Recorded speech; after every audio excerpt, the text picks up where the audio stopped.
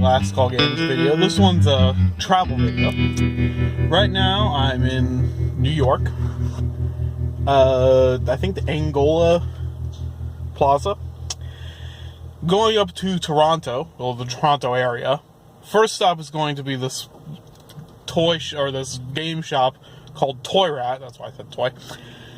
Which I've heard is really awesome, and that'll be my next cut, unless I cut at the border. But just wanted to let you guys know. And we're going to do a little bit of light thrifting. I'm only going to here a couple days, so don't really have that much time to go to like all the game shops in Toronto. So let's go to Toy Rat, see how that is. Okay, so I just got done here at Toy Rat. Here's their thing. Over here in Milton. It's actually like in like a business center, like where you'd expect like tiny little office buildings to be, but still. I got two N64 games, those are CDs. Extreme G2 and Aero Gauge. I'd never actually heard of Aero Gauge, but it's an American game, so figure I'll get a couple N64 games because those are nice. And yeah, they didn't have any Dreamcast or any Dreamcast games I didn't have. They had a decent amount of Dreamcast games, but there's only so many I have left. So yeah, the rest of the day I'm going to do some light thrifting. If I see anything at Value Village, I'll do the video thing. And then we're going to go tomorrow to Canada's Wonderland. That'll be in this video too. And yeah, so we're just going to keep on moving on. So I'm here at Canada's Wonderland, which you can kind of see over there, in Vaughan, which is like Toronto's version of Gurnee. If you're from Chicago, you know what I'm talking about. I don't know about New York or whatever, because see, all of New Jersey. Luckily, it seems like most of the coasters are running today. At least the big ones that I can see have trains going on them. It's mostly, the parking lot's about a quarter of the way full at most. So I'm going to try and ride some coasters and do some impressions, thoughts and stuff. Because Last Call Games is now a roller coaster channel. Because screw it, why not? It's kind of like public access. If nobody's watching, then I can't be yelled at for anything. So hopefully my fat butt can fit on all these coasters. And I'll see you in a bit. So I'm back, and I'm actually back at my house because I was kind of thinking about just like kind of tossing the whole video, but I decided I'd already worked on it. So look at my awesome posters and a teddy bear, Christmas teddy bear. And there's at the very end, those are Blackhawks newspapers from the day the Blackhawks won the first Stanley Cup in my lifetime. But back to the Canada's Wonderland. But see, the thing is, unfortunately, when I was talking about the whole getting my fat ass on the rides thing, I only managed to fit on 3 of the rides.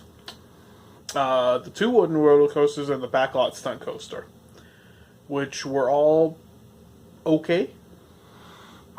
Backlot stunt coaster I actually quite enjoyed. It's really compact, but the second half of it is all underground, or at least inside, so it's dark. Quite enjoyed that part. And I mean, the first launch, if you're not expecting it, which I wasn't expecting it the first time, luckily the park was almost empty, so I really just got to ride as many whatever rides I wanted to, as many times I wanted to. The first launch, it just goes. If you're not expecting it, because you like a lot of the launch coasters I've seen, you go like a bit further out and then you launch. This one you just launch straight out of the station. Then the second one, well, actually that was the last one I rode, but then I rode the Wild Beast, which is really intense. Like, not like intense in like a really super fast way, but it just shakes. And I'm surprised. I thought I bruised my leg just riding that, and then the other one, the Canadian Mind Buster, or whatever it's called. I think that's what it's called. But yeah, I mean, I could have ridden it like 2 or 3 or 4 or 5 or 6 times in a row without even getting up, because it was fairly empty again. I think all the lines were for like Leviathan and Behemoth, which I almost got on, but I couldn't quite fit in. Need to work on that, but I digress. But after I rode it once, I was like, okay, I gotta walk around for a little bit before I get back on this. And then the last one was the Mighty Canadian, I think it's called the Mighty Canadian Mind Buster. I'm not 100% certain about the name. Another good roller coaster. This one was easier to ride more than once in a row. So yeah, and then there were a few flat rides that I got to ride, which were pretty cool. The Orbiter, which is just you see it at other parks too, but still, it's a nice. You sit in the orbit in the little thing, and then it just spins you around and goes all vertically, so you're ending up going upside down. And then the other one was kind of similar to that. It was called Nightmare, which is, to the best of my knowledge, actually unique to the park.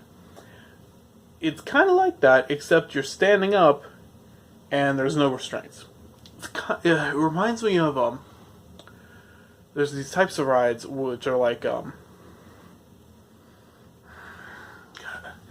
where it's like a centrifugal force ride where you just are stuck to, you stand on like these things and then the floor falls out. There used to be one at Six Flags Great America, but then they got rid of it because a girl's foot toes were amputated. It didn't look pretty, but that's beside the point. So it just spun you around really, and the floor was out, and really all that was holding you from falling down was the centrifugal force.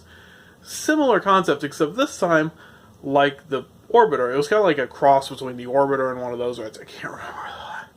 It was like the Cajun Cliffhanger, I want to say was the name of it at Six Flags Great America, but they took that out like 10, 15 years ago. I think I only got to ride it once. So yeah, it's kind of like that mixed with the Orbiter, where you're going vertically. So you're going, and you know the force is first it's pinning you against the back, and then you're hitting your hips against the thing. Especially if you're an adult. If you're a kid, you're probably bouncing around. That might be worse. So yeah, that's pretty intense. The other major ride that I know of from there is the Sledgehammer, and then the Spinnovator. I think it's called Spinnovator, which was kind of just like not really that intense. But the Sledgehammer I heard was really intense, but it was closed that day, so I couldn't ride it because it was closed. They were actually doing work on it. Like some of the other rides around there were also closed because of the wind, like the Windseeker, which is like a 300-foot tall freaking swings ride, which I wouldn't have ridden anyway, but it was closed because of the wind.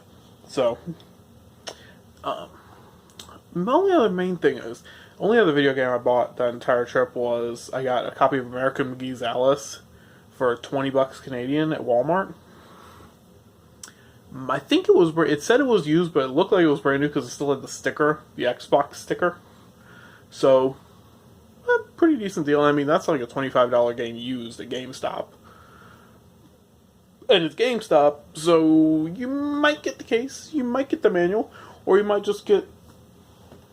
I don't have one of those on me, but actually there's some over there. But you might just get a blank black case with a crappy paper manual, because they really only care about having the game, which is kind of unfortunate.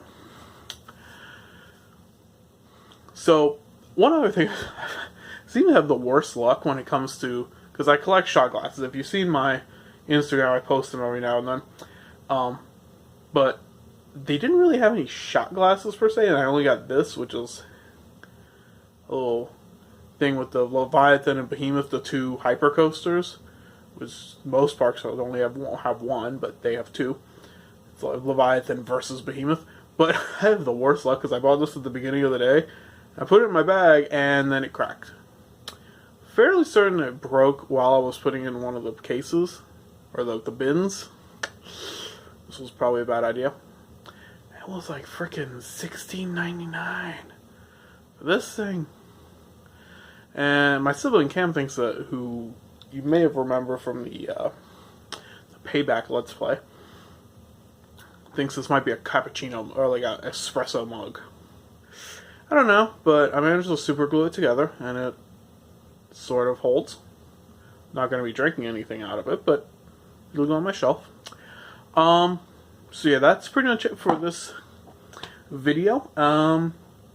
Stay tuned for next time on Last Call Games, where next video I want to do, I'm going to start on it soon, is reviewing four Dreamcast games that are all pretty much, or not identical, but share a similar theme.